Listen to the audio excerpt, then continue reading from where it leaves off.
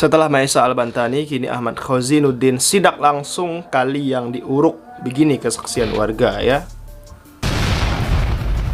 Sekarang bagaimana? Dulu penghasilannya berapa ton sekali ngangkat? Sekali ngangkat 3,5 ton. Kalau lagi ya Ikannya apa itu? ikan bandeng. Sekilo berapa? Ya kalau 20.000 berapa? 70 juta. 70 juta. Nah, Kalau setahun 2 kali, kadang 3 kali. Tiga Kalau kali lagi punya kan 70. 70 berapa? 210 juta. Ya. Mau diganti 50.000, saya nggak mau. oh Bapak termasuk yang ditawar tanahnya? Wih, bukan ditawar lagi. Itu Malah ditakut-takuti. Ditakut-takuti. Ini Pak Prabowo faktanya seperti ini, Pak Prabowo, rakyatmu, Pak Prabowo. Kalau kita ini uji di lapangan dengan faktanya sesungguhnya. Nah, yang pertama tentang kali Malang yang diuruk. Nanti tolong dijelaskan yang pertama kepada Bapak siapa Pak? Kenalkan Pak namanya Pak. Saya nama Haji Jabir. Ya, bisa dijelaskan Pak, bagaimana kronologis kok kali bisa diuruk dan dampaknya bagi Bapak yang di sini penambak juga ya Pak ya? Ya, penambah. Nah, gimana? Tolong ceritakan Ya. sejak kapan ini diuruk. Terus sekarang terlihat ada sodetan kecil ini ya? Ya. Bagaimana ceritanya ada sodetan kecil ini? Silakan. Ini pertama kali dulu durung. Durungnya juga malam. Siang saya jaga. Nggak boleh kali ini durung. Karena kali ini punya pemerintah. Keperluannya semua orang butuh kali, termasuk tambak. Tambak itu keluar masuknya air itu dari kali. Kalau nggak ada keluar masuk, matikannya. Satu. Kedua kali itu pembuangan air dari desa-desa itu kalau musim hujan bisa jadi lautan. Nah, dia itu nggak percaya. Burung terus terusan. Malam saya jaga, saya tidur, durung lagi dulu sampai sekilo lebih dari Keronjo, wilayah Keronjo dengan wilayah Muncung. Ya, namanya ini Kalimalang, jurusan Muara Selasih, Sabandar. Terus orang kampung ngamuk karena tambaknya pada banjir. Terdampak ya? Iya, terdampak. Ya, ada sungai kecil ini, ada 3, Keronjo, Muncung 2, yang duruk itu. Sekarang dibongkar tuh, kelihatan tuh ya. Bongkar kemarin baru ini. Kali sungai Kalimalang itu selebar apa sebelumnya sebelum ada aliran kecil? Sungai Kalimalang itu bukan sungai buatan. Saya dengar di TV apa di mana? Sungai buatan. Tuh, itu Kalimalang Bekasi itu. Itu Bekasi yang buang di sini nih. Pemerintah ini belum pernah membangun atau bikin Kalimalang dari zaman Belanda. Saya aja nggak tahu bikinnya. Lebarnya 20 meter. Ya, 2 meter. Seharusnya menurut saya pemerintah kewajiban setiap 10 tahun sungai yang dangkal-dangkal itu kewajiban dikeruk. Bukan malah ditimbun. Ya, ini mah datang ditimbun. Duruk. Nangis saya. Saya ini petani. Saya bukan orang pemerintah, bukan orang politik, bukan orang partai. Petani, kerjanya tani, ngurus anak, ngajar-ngaji doang. Nggak ada urusannya. Saya belum pernah jadi pangkat. Nggak ada urusannya. Tapi kalau kalinya duruk, anak-anak saya, cucu saya, semua orang butuh makan. Terus pertanian, sawah, kenapa datang-datang duruk? Bukan tanah mati itu. Tanah produktif itu bertonton, lumbung padi daerah Keronjo Muncung. Padahal itu seharusnya dibangun pertanian supaya bisa 2 kali, 3 kali. Kali Muncung Keronjo ini pertaniannya kalau nggak ada hujan nggak panen. Karena kayak anak tiri Tangerang itu. Coba tanya bupatinya tuh, kapan mau dibangun Keronjo Muncung supaya bisa ya irigasinya. Saya tahun 81 minta dibikin irigasi dari Mabuk. Waktu itu Padana, Bupati Pak Subirin. Sampai sekarang nggak dikasih. Tuh saya pengen dibangun saya mah. Nggak pengen apa-apa. Coba tolong Pak Presiden, sungai saya bangun lagi lah biar bagus. Saya ini bisa nanam ikan lagi, nanam padi. Itu aja pengen saya. Nggak ada urusan dengan apalah. Kalau tambak punya Bapak yang terdampak ini, di mana lokasinya ini ya? Ya itu, 6 hektar lebih. Di situ ya kamera ini ya tambaknya. Tuh. Ya, ikannya pada mati berapa kata. ribu meter ini? 62.000 lebih.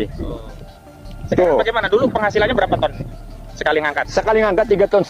Kalau lagi ya Ikannya apa itu? ikan bandeng. Sekilo berapa? Ya kalau 20.000 berapa? 70 juta. 70 juta. Nah, Kalau setahun 2 kali, kadang 3 kali. Kalau lagi kali punya kan 70. 70 berapa? 210 juta. Ya. Mau diganti 50.000, saya nggak mau. oh Bapak termasuk yang ditawar tanahnya? Wih, bukan ditawar lagi. Itu mah malah ditakut-takuti. Ditakut-takuti. Harganya berapa? 50.000. Tapi Bapak nggak mau ya? Nggak mau. Masih bertahan sampai sekarang. sampai sekarang. Cuman sekarang dampaknya gimana untuk melihara ikan? Jadi Ya mati nggak bisa, karena ini airnya kan sungainya di Turku mah nggak bisa salinitas airnya bagaimana? sanititas alirnya nggak Ya. bisa ganti-ganti Ya. gitu ya? Ikan itu butuh air Ganti bersih terus. terus, Iya, iya, iya. apalagi udang. Kalau nanam udang ini, saya tadi bisa 2,5 ton. Seharusnya dibangun udang Panami itu. Ini potensi, seharusnya dijadikan megapolitan bandeng dan udang. Bikinkan, ya? menurut, bikin koperasi di sini, bikin pabrik opannya, bina petani kita. Kan ada IPB. Iya, produk lanjutannya. Ya, insinyur turunkan di Keronjo, saya senang. Iya, iya. Bukan malah duruk Tanah yang dihabisin. diturunkan di Keronjo. Wah, itu salah itu. Kalau harapan Bapak bagaimana terhadap kali-kali ini? Harusnya direstorasi ya, dikembalikan lagi. Nah, semua itu dibagusi sampai Muara Selasih. Tapi ini udah terlalu banyak Pak yang 3 kilo ada itu panjangnya. Panjang Sampai 3 kilo. jauh sana. 20 km lebar. Berapa lebarnya? 20 meter 20 lebih kayaknya. Lebarnya kira-kira dan panjangnya sudah 3 kilo lebih 3 kayaknya. km. Jadi sekali lagi kepada seluruh masyarakat, jangan hanya menganggap bahwa masalah kita hanya masalah pagar laut. Ya, yang dizalimi hanya di laut. Ternyata di darat akses publik terhadap sungai juga dizalimi, di mana sungai sebagai sumber penghidupan untuk irigasi, untuk perikanan, untuk tambak, ini sekarang diuruk. Baik Pak, ada lagi selain apa yang disampaikan tadi ceritanya terkait ini? Kalau yang lainnya, Bapak tahu, yang lainnya ini dijual? Katanya itu, kata yang apa yang datang itu apa semacam preman-preman lah. Karena dia nggak ada identitasnya. Saya dari orang lapangan aja. Semua keronjemunnya udah diserahkan di DP ini, tinggal Pak Haji doang. Jadi kalau Pak Haji nggak jual, nanti ini dikurung, Pak Haji ditanya mau masuknya kemana, ditaruh dia sebodoh amat, itu tetap punya saya nggak takut lah. Ya punya saya tetap, nanti saya ganggu walaupun sudah ada gedungnya. Baik, Pak Haji berarti belum sampai menjadi korban karena masih bertahan nggak dijual, belum karena, saya, Pak. Karena memang pengen terus berbudidaya ikan ya. Ya, pengen budidaya, pengen. Apalagi kalau cuman 50.000 per meter, jauh sekali begitu ya. Kalau di Keronjo ada yang 3 juta per meter itu. 50.000 buat beli apa? Kedua, tentang sawah yang duruk-duruk, tolong periksa itu dokumennya. Karena banyak katanya saudara-saudara ya belum dilunasi, udah duruk duluan, kasihan itu. Nangis pada itu. Ini ada ponak-ponak saya, teteh saya, ada. Terus saya tambah, ada yang udah duruk, ada yang banyaknya nangis lah. Tolong aja periksa dokumennya lah. Periksa satu, dipanggil itu warganya yang punya ini. Bagaimana caranya? Jangan mendengarkan ada dari awal cocokan orang. Langsung periksa aja warganya. Saya siap nanti saya antar warganya yang punya bersangkutan. Jadi biar clear Pak, yang ngedengerin apa tuh di HP itu. Ada mahasiswa ini ya, alhamdulillah bisa menambahkan fakta sebelum kita dengar keterangan dari korban langsung yang memang tanahnya akhirnya diuruk walaupun belum lunas. Mas siapa namanya? Bukan abal-abal kayak Sandi itu ya? Bukan kayak Sandi, bukan. Ya? Bukan, itu cuma ngaku-ngaku. Iya.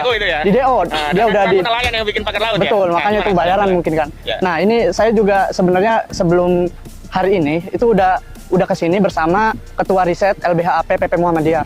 Dan sebenarnya gampang kalau untuk membuktikan adanya pengurugan atau tidak. Sekarang kan zamannya canggih, gitu kan, media sosial, era digital. Masa iya yang mengatakan tidak ada pengurugan itu bohong besar gitu, membuat hoax di media. Itu tolong aparat kepolisian harus menegakkan hukum yang sebenar-benarnya. Karena di sini udah jelas gitu. Sungai besar Kali Malang Muara Selasi ini telah diuruk yang lebarnya 20 meter ini itu telah merugikan masyarakat. Seperti tadi penjelasan dari Abah Haji Jabir selaku petambak di daerah sini, itu sangat merugikan masyarakat sehingga tambaknya itu kurang produktif gara-gara ada pengurugan sungai ini. Maka dari itu saya sendiri sebagai mahasiswa gitu yang bukan abal-abal kayak Sandi itu menuntut untuk alih-fungsikan kembali sungai ini, alih-fungsikan agar masyarakat petani tambak di sini hidupnya sejahtera. Tidak melulu tentang kayak pembangunan apa mengatasnamakan PSN. Di sini bukan PSN dan ini PSN tersebut bermasalah sebenarnya karena hutan lindung itu harus dijaga bukan malah di PSN kan gitu. Maka dari itu saya selaku mahasiswa dan di sini juga udah cukup jelas di media itu bahwa terjadi pengurugan di daerah Muncung dan Keronjo.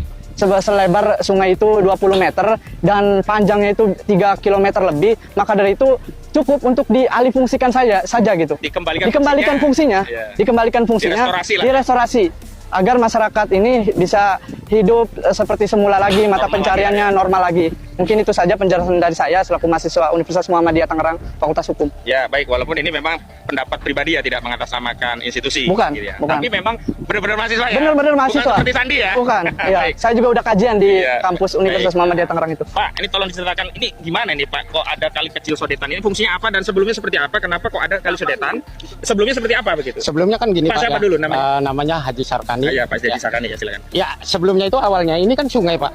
Sungai, ini di sini nih ada anak sungai. Sungai Kalimalang ya? Ya, anak sungai Kalimalang. Jadi Kalimalang di Keronjo itu beda dengan Kalimalang Bekasi. Kalau Kalimalang Bekasi memang itu sungai yang diadakan untuk kepentingan irigasi dan air minum paham tuh. Ya. Tapi kalau ini alami ini. Alami. Sejak kecil udah ada ini. Saya semenjak lahir itu sudah ada Pak. Ada, ya? Iya.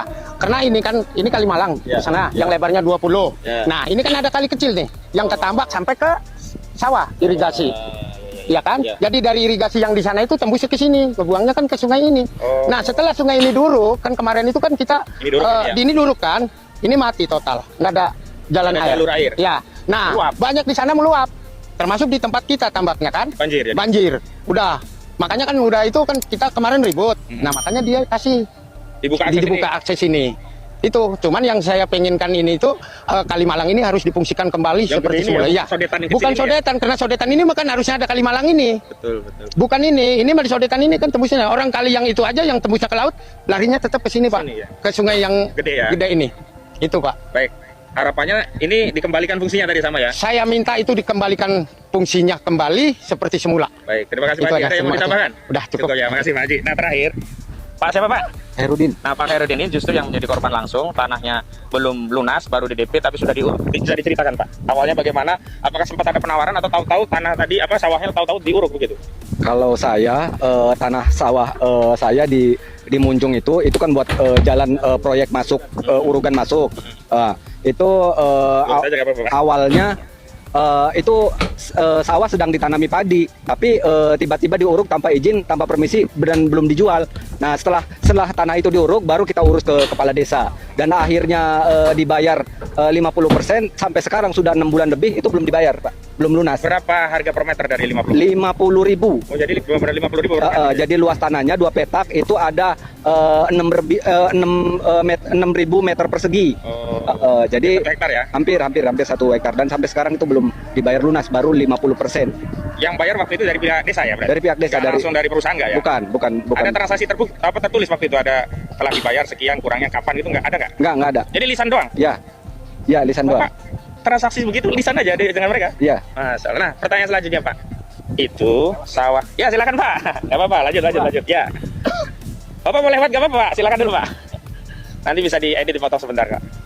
Ya aman. Oke, umumnya Pak, kalau di sini berapa sih per meter? Kita lihat NJOP dulu, NJOP berapa? NJOP waktu itu sempat 103.000, Pak. 103.000. Ya, Ya. pemirsa, NJOP 103.000 dibeli harga 50.000, itu pun bukan karena keredoan, dan umumnya harga jual pasar itu bisa 2 sampai 3 kali lipat NJOP. Baik, lanjut. Nah, sekarang posisinya masih ditagih terus atau enggak? Ya harus ditagih. Kapan pelunasannya? Nah, jawaban mereka gimana? Ya sedang diurus surat-suratnya katanya. Oh, kalau bisa milih, sebenarnya milih yang 50.000 per meter atau milih tetap bertani dengan sawah? Kalau itu bisa kami kembalikan yang 50%, Pak. Biar memang nggak ada niatan untuk ngejual sawah. Artinya itu kalau dinormalisasi jadi sawah lagi, Bapak mau balikin uang yang sudah diterima ya? Siap, hari ini pun siap untuk mengembalikan. Yang penting itu difungsikan lagi sebagai sawah. Iya, memang sejak awal nggak mau jual ya? Nggak mau jual, nggak ada niatan untuk dijual. Baik, ya. Bapak bisa? Ini jelas fakta lapangan, dan saya ingin tegaskan ya, ada dalih yang seolah-olah meminta kalau ada informasi itu diminta tabayun begitu. Jadi begini, memang di Al-Qur'an dikatakan, A'udzubillahi minasyaitonirrajim, ya ayyuhalladzina amanu in ja'akum fasikum binaba'in fatabayyanu. Wahai orang-orang yang beriman, jika datang kabar dari orang-orang fasik, maka tabayun, cross check, verifikasi. Nah, itu kalau kabarnya dari orang yang fasik. Nah, orang yang fasik itu diantaranya memang orang yang punya kepentingan, orang yang tidak tahu fakta, itu termasuk kategori yang harus kita tabayun. Sementara informasi dari bapak-bapak ini bukan orang fasik, mereka pelaku, mereka yang menjadi korban. Jadi informasi yang seperti ini kami tidak perlu cross check ke Agung Sedayu. Hei Agung Sedayu, apakah benar ada sawah yang diuruk? Nggak perlu kami ke Agung Sedayu. Nggak perlu kami ke PIK 2, karena faktanya sudah ada. Jadi nggak benar kalau kita ada informasi suruh tabayun. Jangan-jangan suruh tabayun mau disuap oleh mereka begitu datang. Udah diam aja, nanti ini ada duit. Nggak begitu konsep tabayun dalam Islam. In ja'akum fasikun binaba'in fatabayanu. Justru hari ini seluruh masyarakat harus cross check kalau ada informasi dari kelompok PIK 2 siapapun. Kenapa? Karena banyak kabar-kabar fasik dari mereka yang terbukti bohong. Misalnya Abu Janda yang katanya nelayan, ya, yang katanya pasang pagar untuk kepentingan nelayan, ternyata bohong. Misalnya si Sandi yang katanya mahasiswa, ternyata DO. Nah, orang-orang seperti itu yang harus kita perhatikan, cross check. Lah kalau ini orang-orang yang jujur, memang menjadi petani, memang menjadi petambak, memang yang jadi korban, nggak perlu kalau kami tabayun ya kepada beliau, apa benar Pak menjadi korban, apa benar sawahnya diuruk, atau apa benar ini ada kali diuruk. Jadi kami nggak perlu tabayun kepada Agung Sedayu, nggak perlu kami tabayun kepada Aguan. Justru Aguan yang harus tanggung jawab, Antoni Salib yang harus tanggung jawab. Kalian jangan hanya ambil cuan untung besar dari proyek bisnis properti, tapi asas produksi properti kalian ambil dengan menindas rakyat. Ini tanah-tanah ini milik rakyat. Kalau tidak ridho, maka kalian harus mengembalikan tanah itu. Enak saja kalian ya, beli 50.000 dijual jadi 30 juta per meter. Dan gila sih, luar biasa kawan-kawan, King of Zalim ya. Luar biasa Bang Ahmad Khozinuddin di dalam berjuang untuk PIK 2 untuk masyarakat Tangerang, Banten kalau nggak salah ya teman-teman. Luar biasa, nggak cuma di laut aja, ternyata di darat pun mereka zalim sekali membeli tanah masyarakat dengan harga 50.000. Padahal NJOP-nya 103.000, 105.000 ya. Kemudian dijual lagi oleh mereka setelah jadi bangunan bisnis properti jadi 3 juta per meter. Waduh, luar biasa untungnya kawan-kawan semua ya. Itulah proyek Mulyono si Jokowi Dodo kawan-kawan semua. Luar biasa menyusahkan masyarakat ya. Ya begitulah, di zaman dia korupsi, mega korupsi itu luar biasa banyak terjadi ya teman-teman, seperti itu. Oke, sekian video kali ini, jangan lupa subscribe MPH Channel. Terima kasih, assalamualaikum warahmatullahi wabarakatuh.